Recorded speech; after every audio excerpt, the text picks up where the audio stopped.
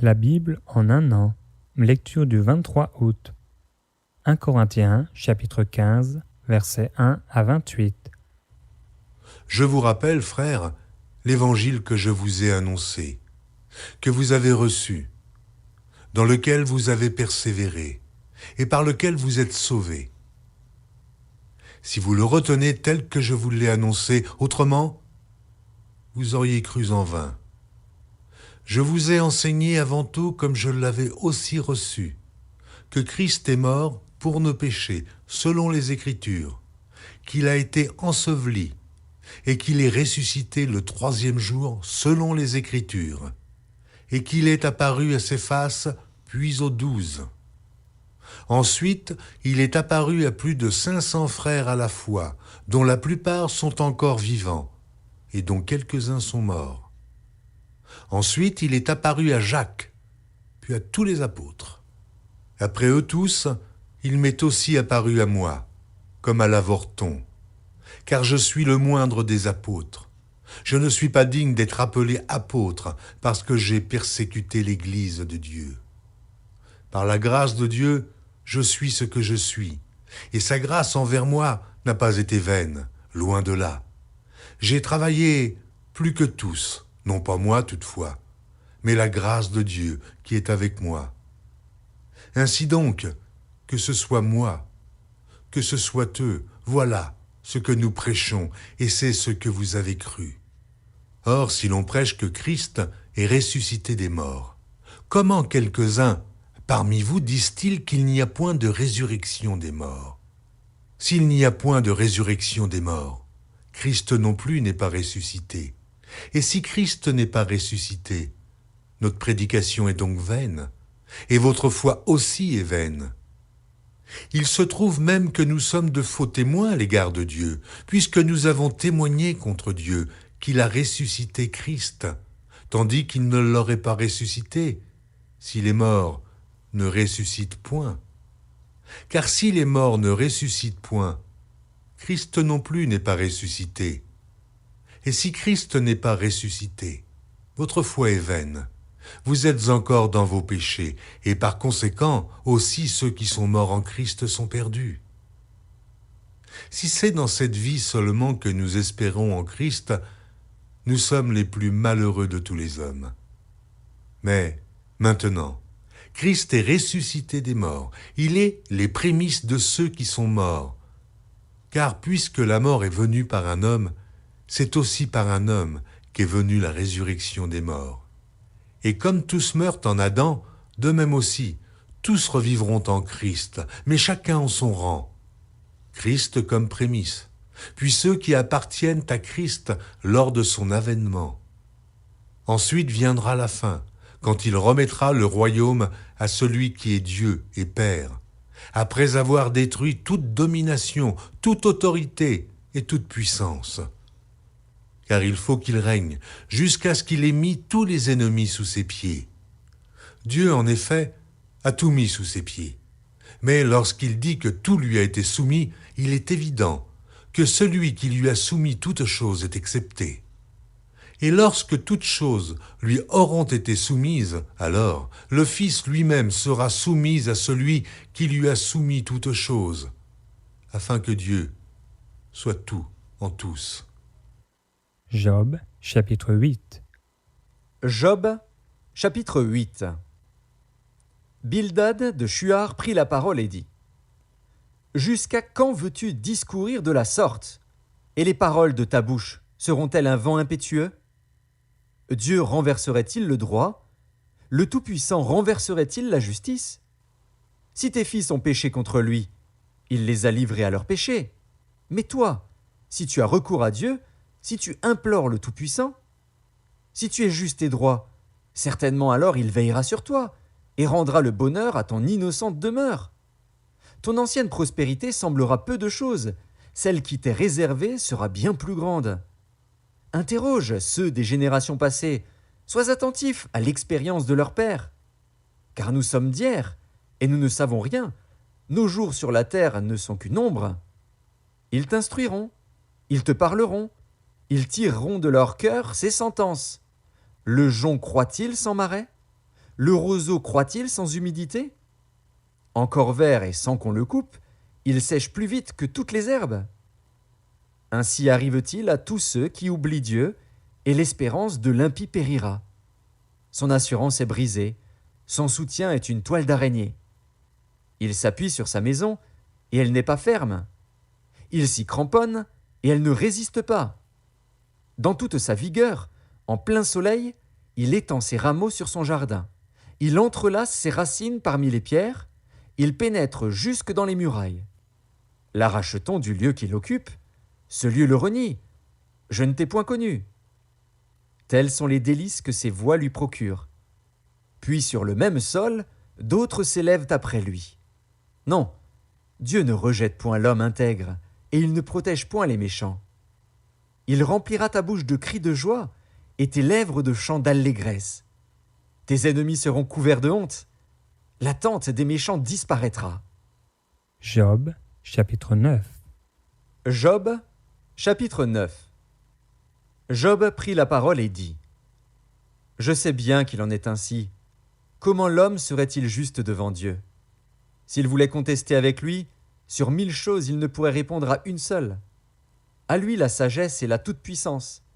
Qui lui résisterait impunément? Il transporte soudain les montagnes, il les renverse dans sa colère. Il secoue la terre sur sa base, et ses colonnes sont ébranlées. Il commande au soleil, et le soleil ne paraît pas. Il met un sceau sur les étoiles. Seul, il étend les cieux, il marche sur les hauteurs de la mer. Il a créé la grande ourse, l'Orion et les Pléiades, et les étoiles des régions australes. Il fait des choses grandes et insondables, des merveilles sans nombre. Voici, il passe près de moi, et je ne le vois pas. Il s'en va, et je ne l'aperçois pas. S'il enlève, qui s'y opposera? Qui lui dira : Que fais-tu? Dieu ne retire point sa colère. Sous lui s'inclinent les appuis de l'orgueil. Et moi, comment lui répondre? Quelle parole choisir? Quand je serai juste, je ne répondrai pas. Je ne puis qu'implorer mon juge. Et quand il m'exaucerait, si je l'invoque, je ne croirais pas qu'il eût écouté ma voix, lui qui m'assaille comme par une tempête, qui multiplie sans raison mes blessures, qui ne me laisse pas respirer, qui me rassasie d'amertume. Recourir à la force? Il est tout-puissant. À la justice? Qui me fera comparaître? Suis-je juste? Ma bouche me condamnera. Suis-je innocent? Il me déclarera coupable. Innocent. Je le suis, mais je ne tiens pas à la vie. Je méprise mon existence. Qu'importe après tout, car, j'ose le dire, il détruit l'innocent comme le coupable. Si du moins le fléau donnait soudain la mort, mais il se rit des épreuves de l'innocent. La terre est livrée aux mains de l'impie. Il voile la face des juges.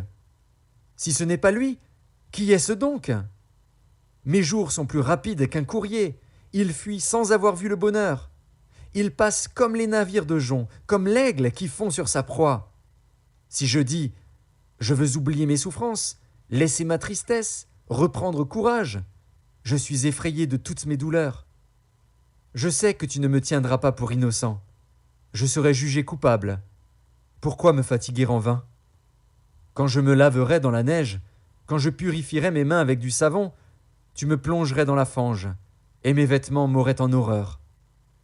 Il n'est pas un homme comme moi, pour que je lui réponde, pour que nous allions ensemble en justice. Il n'y a pas entre nous d'arbitre qui pose sa main sur nous deux. Qu'il retire sa verge de dessus moi, que ses terreurs ne me troublent plus. Alors je parlerai et je ne le craindrai pas. Autrement, je ne suis point à moi-même. Job, chapitre 10. Job, chapitre 10. Mon âme est dégoûtée de la vie. Je donnerai cours à ma plainte. Je parlerai dans l'amertume de mon âme. Je dis à Dieu : Ne me condamne pas. Fais-moi savoir pourquoi tu me prends à partie. Te paraît-il bien de maltraiter, de repousser l'ouvrage de tes mains et de faire briller ta faveur sur le conseil des méchants? As-tu des yeux de chair? Vois-tu comme voit un homme? Tes jours sont-ils comme les jours de l'homme, et tes années comme ses années, pour que tu recherches mon iniquité, pour que tu t'enquières de mon péché, sachant bien que je ne suis pas coupable et que nul ne peut me délivrer de ta main. Tes mains m'ont formé, elles m'ont créé, elles m'ont fait tout entier, et tu me détruirais. Souviens-toi que tu m'as façonné comme de l'argile. Voudrais-tu de nouveau me réduire en poussière? Ne m'as-tu pas coulé comme du lait? Ne m'as-tu pas caillé comme du fromage? Tu m'as revêtu de peau et de chair, tu m'as tissé d'eau et de nerfs. Tu m'as accordé ta grâce avec la vie, tu m'as conservé par tes soins et sous ta garde. Voici néanmoins ce que tu cachais dans ton cœur. Voici, je le sais, ce que tu as résolu en toi-même. Si je pêche, tu m'observes, tu ne pardonnes pas mon iniquité. Suis-je coupable? Malheur à moi. Suis-je innocent? Je n'ose lever la tête, rassasié de honte et absorbé dans ma misère. Et si j'ose la lever, tu me poursuis comme un lion, tu me frappes encore par des prodiges. Tu m'opposes de nouveaux témoins, tu multiplies tes fureurs contre moi, tu m'assailles d'une succession de calamités. Pourquoi m'as-tu fait sortir du sein de ma mère? Je serais mort, et aucun œil ne m'aurait vu. Je serais comme si je n'eusse pas existé, et j'aurais passé du ventre de ma mère au sépulcre. Mes jours ne sont-ils pas en petit nombre? Qu'il me laisse, qu'il se retire de moi, et que je respire un peu, avant que je m'en aille, pour ne plus revenir, dans le pays des ténèbres et de l'ombre de la mort, pays d'une obscurité profonde, où règne l'ombre de la mort et la confusion, et où la lumière est semblable aux ténèbres. Job, chapitre 11. Job, chapitre 11. Tsophar de Naama prit la parole et dit : Cette multitude de paroles ne trouvera-t-elle point de réponse, et suffira-t-il d'être un discoureur pour avoir raison? Tes vains propos feront-ils taire les gens? Te moqueras-tu, sans que personne te confonde? Tu dis : Ma manière de voir est juste, et je suis pur à tes yeux. Oh! Si Dieu voulait parler, s'il ouvrait les lèvres pour te répondre, et s'il te révélait les secrets de sa sagesse, de son immense sagesse, tu verrais alors qu'il ne te traite pas selon ton iniquité. Prétends-tu sonder les pensées de Dieu, parvenir à la connaissance parfaite du Tout-Puissant? Elle est aussi haute que les cieux. Que feras-tu? Plus profonde que le séjour des morts. Que sauras-tu? La mesure en est plus longue que la terre. Elle est plus large que la mer. S'il passe, s'il saisit, s'il traîne à son tribunal, qui s'y opposera? Car il connaît les vicieux, il voit facilement les coupables.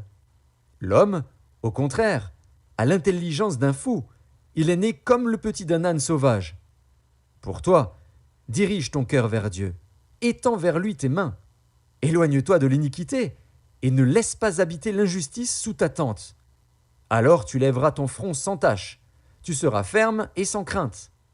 Tu oublieras tes souffrances, tu t'en souviendras comme des eaux écoulées. Tes jours auront plus d'éclat que le soleil à son midi, tes ténèbres seront comme la lumière du matin. Tu seras plein de confiance, et ton attente ne sera plus vaine. Tu regarderas autour de toi, et tu reposeras en sûreté. Tu te coucheras sans que personne ne trouble, et plusieurs caresseront ton visage. Mais les yeux des méchants seront consumés. Pour eux, point de refuge. La mort. Voilà leur espérance.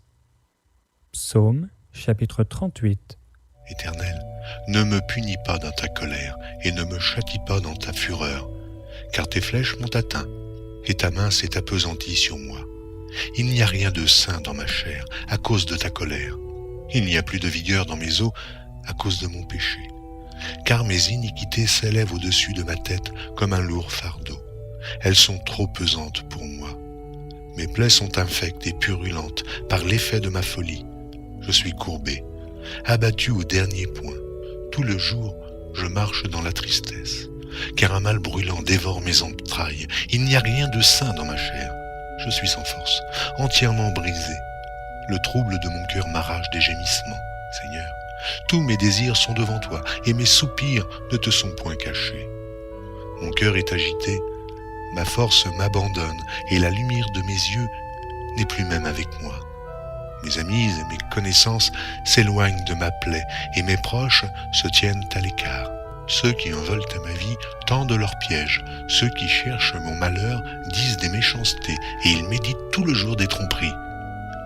Et moi, Moi je suis comme un sourd, je n'entends pas, je suis comme un muet qui n'ouvre pas la bouche. Je suis comme un homme qui n'entend pas, et dans la bouche duquel il n'y a point de réplique. Éternel, c'est en toi que j'espère. Tu répondras, Seigneur mon Dieu, car je dis, ne permets pas qu'il se réjouisse à mon sujet, qu'il s'élève contre moi si mon pied chancelle. Car je suis près de tomber, et ma douleur est toujours devant moi, car je reconnais mon iniquité. Je suis dans la crainte à cause de mon péché, et mes ennemis sont pleins de vie, pleins de force. Ceux qui me haïssent sans cause sont nombreux, et ils me rendent le mal pour le bien. Ils sont mes adversaires parce que je recherche le bien. Ne m'abandonne pas, Éternel mon Dieu, ne t'éloigne pas de moi. Viens en hâte à mon secours, Seigneur, mon salut. Proverbes, chapitre 21, versets 28 et 29.